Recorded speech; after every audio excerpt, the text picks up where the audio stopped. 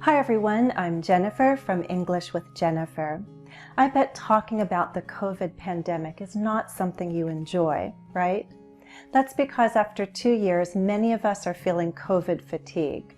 That means we're feeling tired of the pandemic, tired of hearing about the pandemic, frustrated at having our lives impacted by the pandemic, and stressed because it seems like the COVID pandemic will never end. Well, I'm an optimist at heart, and I think as a society, we'll survive this and return to many of the things that we took for granted before, like hugging and handshaking.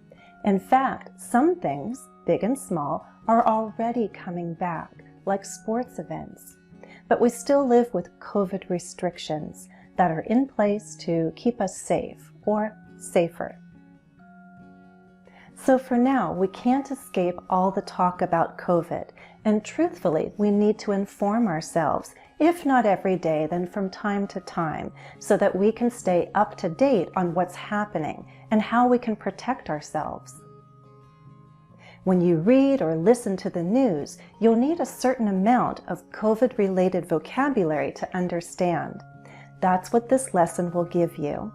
And hey, the great thing about studying with me is that you can do it without a mask and you can sit as close to the screen as you want. No social distancing.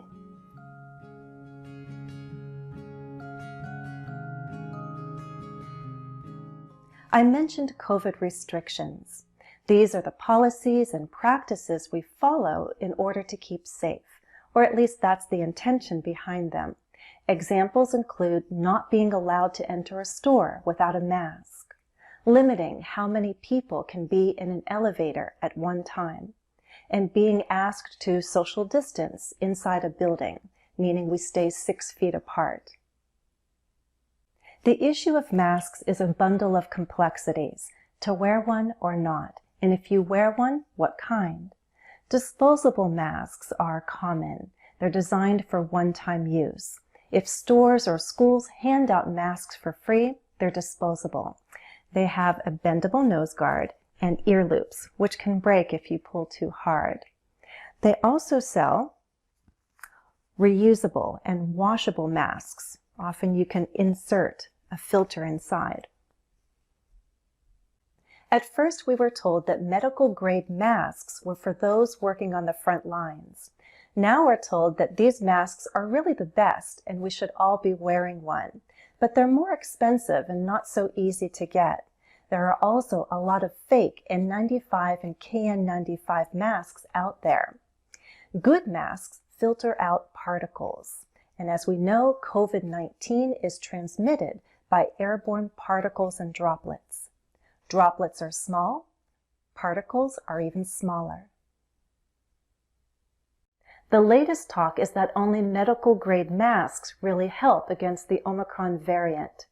What did we face before that? The Delta variant. Variant or strain refers to a specific type of the virus. The virus mutates or changes, so over the course of the pandemic, we've faced a few different strains. Delta wasn't kind, but it was easier to say. I've noticed variation when it comes to the pronunciation of Omicron. I've heard Omi, Ami, Oma, Ama. I tend to go back and forth between Omicron and Omicron. As I record this video, the Omicron variant is still the dominant strain. Has it peaked yet? Has it hit its high? In some places, yes, but not in all. Hopefully, we'll get to the point where we'll have these little COVID outbreaks and not these problematic surges that sweep over the world. Both outbreaks and surges can happen suddenly, but outbreaks can be relatively small. Surges are large. We can also talk about a spike. That refers to a sudden increase. The Delta surge. A COVID outbreak in a nursing home, a spike in Omicron cases, a spike in hospitalizations. The opposite of a surge or spike would be a drop or decline. A slow decline in COVID deaths. A steady decline. A sharp decline. By the way, at the start of the pandemic, we still talked about the coronavirus and COVID-19. Now, 2 years into this, we've shortened our references to COVID. COVID cases, COVID infections, fight COVID. A big point of debate is vaccination. The scientific world has developed a few different COVID vaccines, and they all perform a little differently. We can talk about their efficacy and learn how long our immunity lasts. Sadly, we learned that immunity declines, so extra doses are needed. Pfizer and Moderna require 2 doses. We used to talk about being fully vaccinated if a person had 2 doses.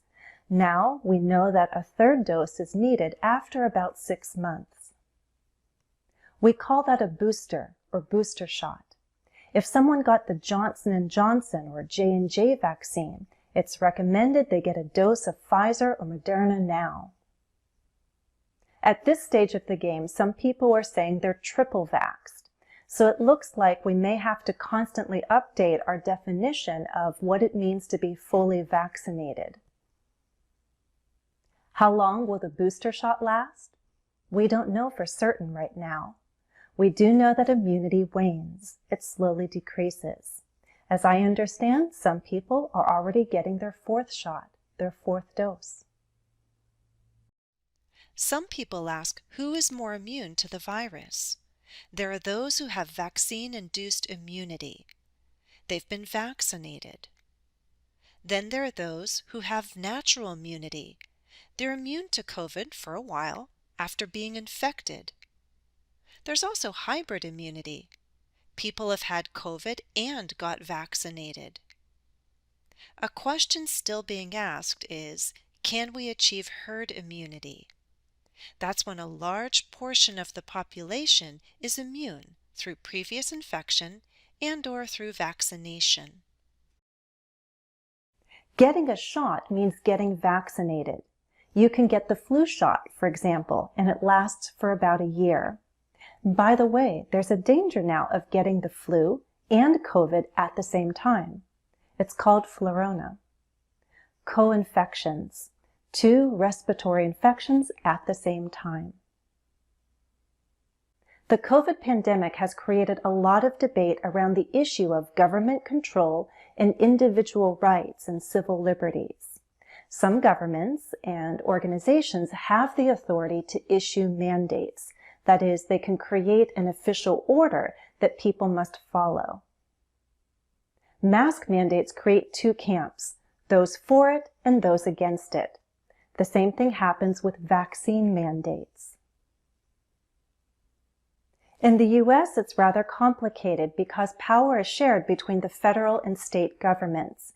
And at the federal level, power is shared between our 3 branches, executive, judicial, and legislative. If you need to review how the US government works, you can check out my lesson on that topic. Each country is figuring out how to deal with vaccination. In every country, we can talk about the vaccinated, the unvaccinated, and those not eligible for vaccination, like children under 5.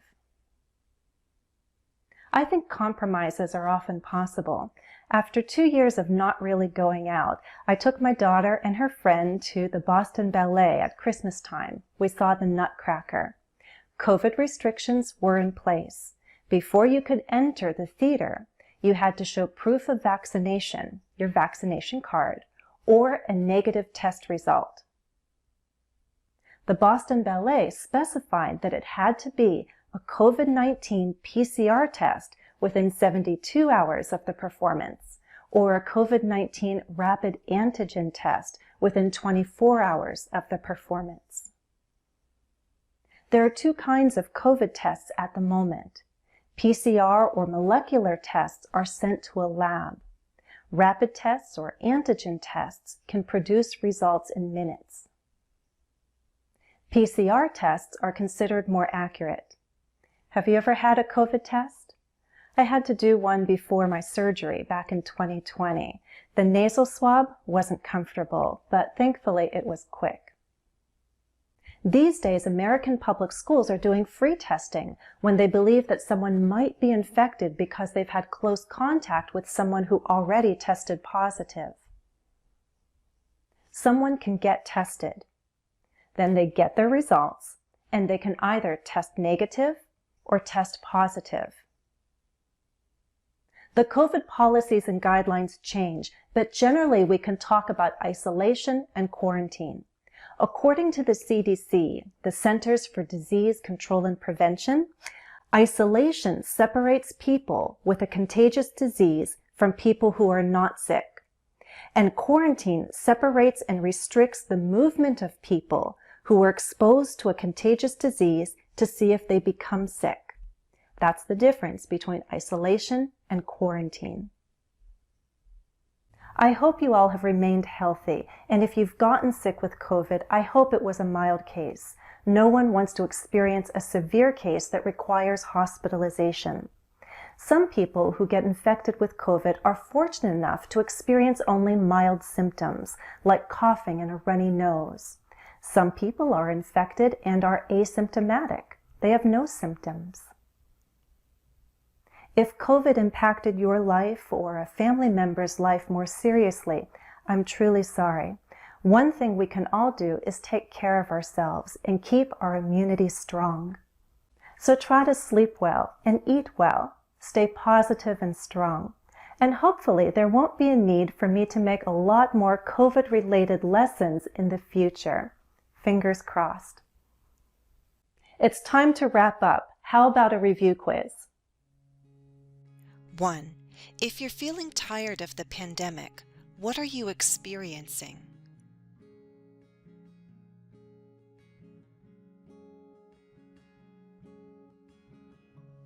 Pandemic fatigue.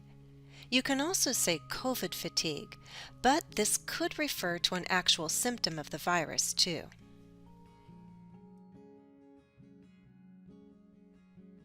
2. When you get vaccinated once, twice, and a third time, what is each time called? What do you get?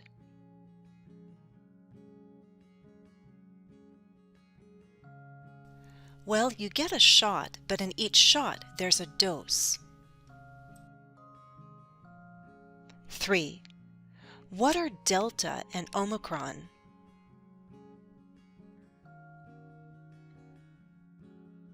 They're strains or variants of COVID-19. 4. What are the limitations we live with to keep us safe during the pandemic?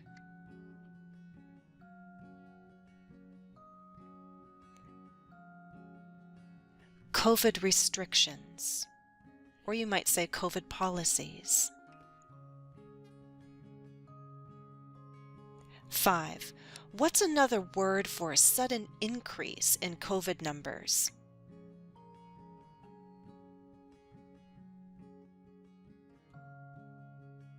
A spike or a surge. And a smaller increase, perhaps in a limited area? An outbreak. 6. What's another word for a decrease in the number of COVID cases?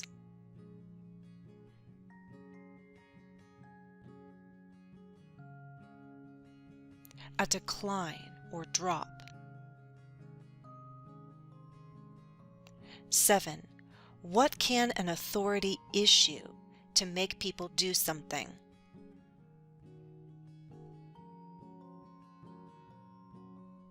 They can issue a mandate. 8. What kind of COVID tests are sent to a lab?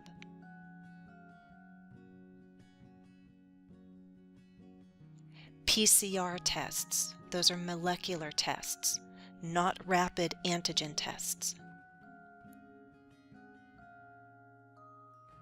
9. If you have COVID but show no symptoms, what are you? asymptomatic. 10. If you are exposed to COVID, what are you supposed to do?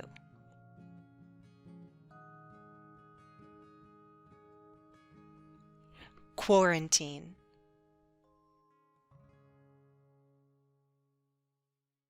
And here are some questions for reflection. You can put your answers in the comments. 1. How much money have you been spending on masks each month? Have your habits changed since 2020? 2. Do you anticipate that there will be a vaccine with high enough efficacy to stop COVID fully and completely? And here's a bonus word for you: eradicate. It means to eliminate or destroy completely. Can we eradicate COVID? Can the virus be eradicated?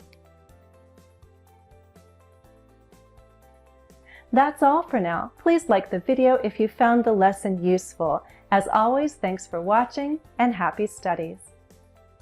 Hey there, did you know there are 2 ways to boost your English? Go beyond my videos with Patreon and YouTube memberships. Check out the video description for more information. Follow me on Facebook, Twitter, and Instagram. Why not join me on Patreon? And don't forget to subscribe on YouTube.